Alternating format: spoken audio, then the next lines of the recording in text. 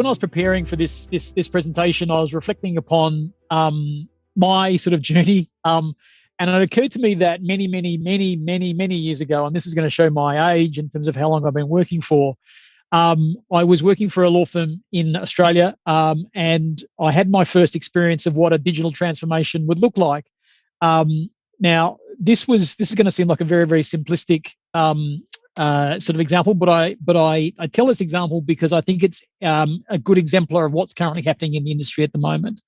And so, hopefully on my screen, you will see something that we used to use a couple of years ago before the pandemic, a business card, which for those of you who don't remember, was a small little cardboard device that we used to hand to each other with our contact details. Now, the reason I show this is because many years ago, as I was sitting there in my desk working away, and a lawyer came back from a meeting or from lunch and was very excited. And they handed me this business card and said, look at this. And I was like, well, what? It's a business card. Thanks very much. But there was one piece of information that was on this business card that today we take as commonplace, but back then it didn't exist.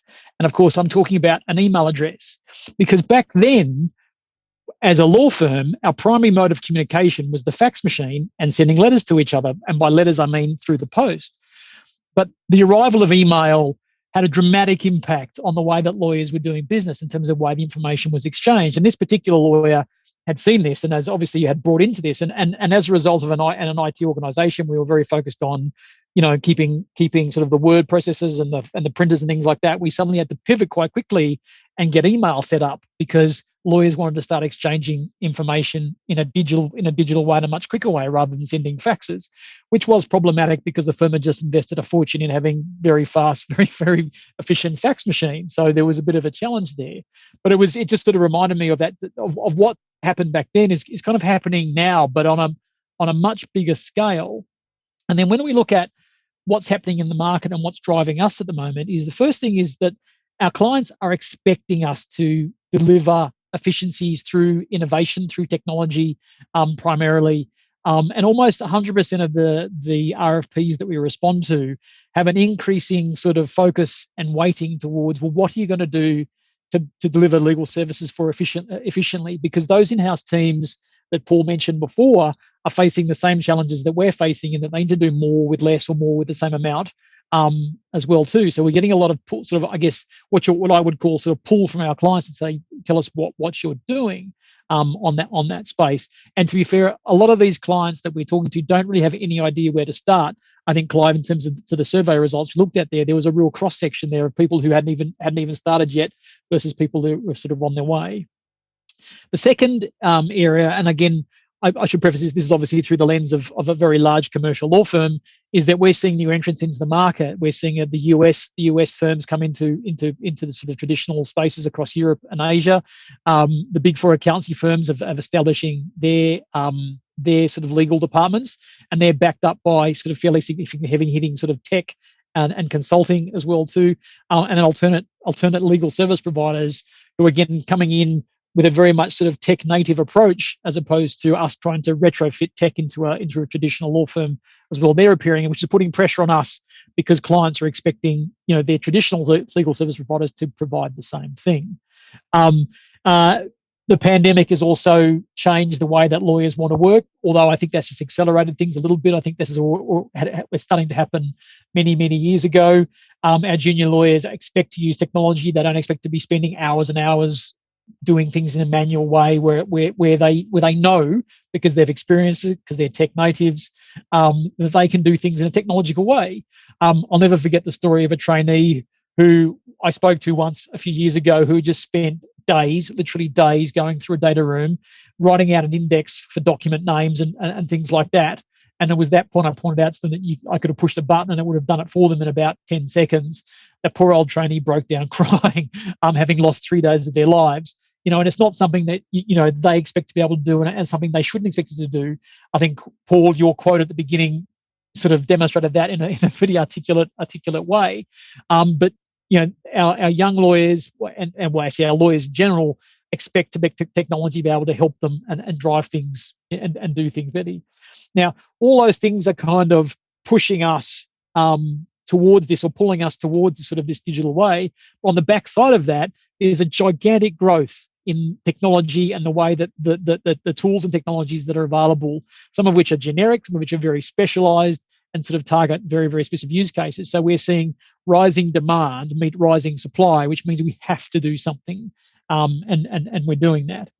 And so what we have done in terms of addressing this is sort of 14 years ago, we've established two services, which is our delivery centers, which is building capability in low cost areas in India and in Newcastle in the UK. And we established our continuous improvement team, which is a team of professionals that looks at how work is done. They don't necessarily focus on technology. They look very much on the process.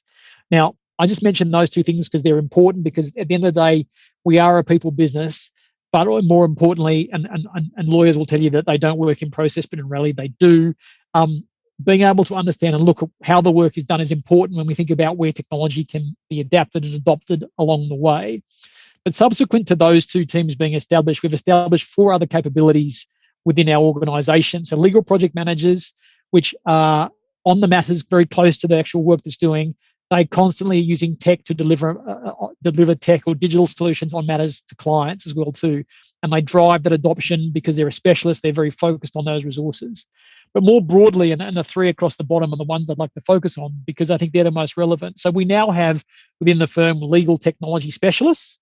So these are people who are bridging the gap between the technology that is available and the law.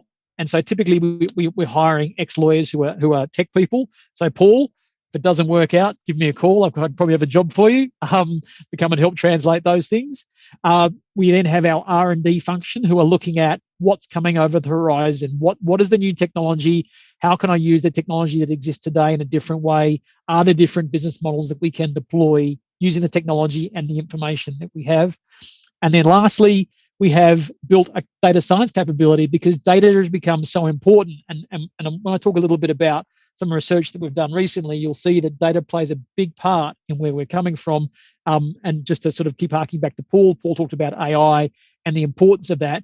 You have to have a team of people in place to understand how data can be used and leveraged. And I'm constantly amazed every time I get to talk to this team about their approaches and the different insights they can provide.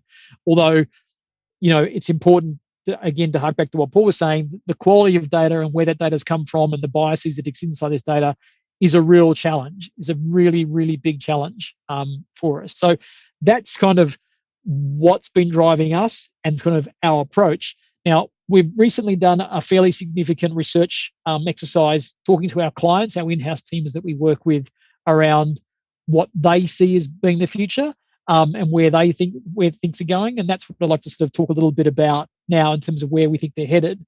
And there are 5 sort of key themes around digitalization that have come out. The first, which I guess carries on from my last point, is around data. The legal departments want to use and are using data to identify risks. They want to be able to get ahead of the risk. So there's always the parable about the fence at the top of the cliff versus the ambulance at the bottom of the cliff. Traditionally, law firms have been sitting at the bottom of the cliff, the ambulance there waiting for things to go wrong, whereas in-house legal teams are now looking at how do I build the fence, how do I identify the risk to prevent the problem going over the cliff, to talk about the metaphor as well too. But then also, what other information have I got that I can use for more knowledge to help me support the business that I'm supporting or that I'm working within. So data becomes vitally important.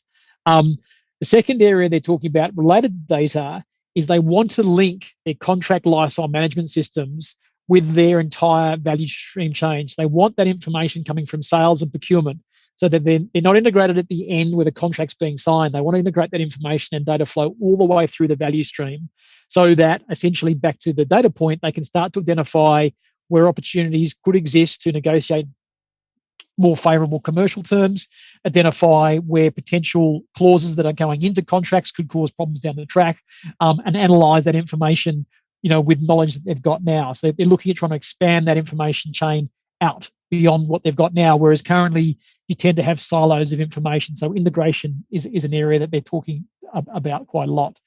The third area, to Paul's point about AI, absolutely, it's a big topic. The interesting thing is a lot of the GCs that we've spoken to don't think that AI is where it needs to be to actually add huge amounts of value at the moment. We, from our point of view, we do use AI to enhance discovery and document review piece, but I wouldn't say that necessarily has transformed the way that due diligence do. Clients will still expect lawyers to go through the documents. Our insurers, our PI insurers expect us to go through documents. We can't just rely upon the AI tool yet. They're not where they need to be, particularly in Asia, because we find that the data models that the AI tools are being used are trained on US or UK or Canadian law, and those documents written or constructed in slightly different ways, we don't necessarily see the huge benefits, when we're looking at documents that are drafted in sort of this part of the world, for example. Fourthly, and an interesting point of topic on this one, this one surprised us a little bit, is that, as I mentioned before, there's been this huge rise in legal tech, but legal departments are unsure. I think some of them are using them, some of them are embracing that, but others are like, well, how should I be using? Should I be using legal tech, or should I be using the same tech stacks that the enterprise has in place, and can I retrofit that into my organization? And the theme that's come from this, which again surprises us a little bit, is that a lot of these organizations want to try and simplify their tech stack. And the reason for that is that cyber or sort of attack from bad actors is becoming a real problem for everybody. And so what they're saying is that every time we introduce a new piece of tech into our organization to solve a particular legal tech issue, that creates another attack surface for us. So in reality, their IT and their MIS teams are like, no, we want less tech involved in this. And so they're looking at how they can consolidate that, which is an interesting tip, because from a law firm perspective, we're coming up with specialist legal tech. We're trying to push in these organizations for us as well too. There's going to be an interesting challenge there, and it'd be good to see if anyone's got a viewpoint that or questions on that. And the last one, which is very much de rigueur in terms of blockchain, and pretty much across the board, no one can see any use case for this currently. No one really sees a reason to adopt that. They all feel that sort of the movement towards cloud and cloud technologies probably solves any issues in and around that. And again, I'd be interested to hear if anyone has any contributions to that, because again, we always assume that this will be something that sort of the next thing, and the next things we'll be moving to, but pretty much almost to a person, everybody said not really interested, can't really find a use case for us in the terms of in-house legal department. And certainly from a law firm perspective, we really can't see a huge use case for it at the moment as well too, until such time as someone comes in and I guess disrupts a legal process, for example, like offering circular drafting or something like that, to use blockchain to underpin that. That's when we might start seeing sort of people sort of pricking up and paying more attention to that. We're very committed to sort of digital transformation, sort of changing the way that legal services are delivered. We've built out a big team. Again, I appreciate this. I'm coming to this from a big law perspective, where we have sort of slightly more resources than a lot of law firms have. But I think what you will find is that you don't necessarily need to build specialists in each one of those functions, but a combination of resources that cover those various capabilities is something that law firms are going to need going forward. I'll stop there and just to say thank you very much for your time.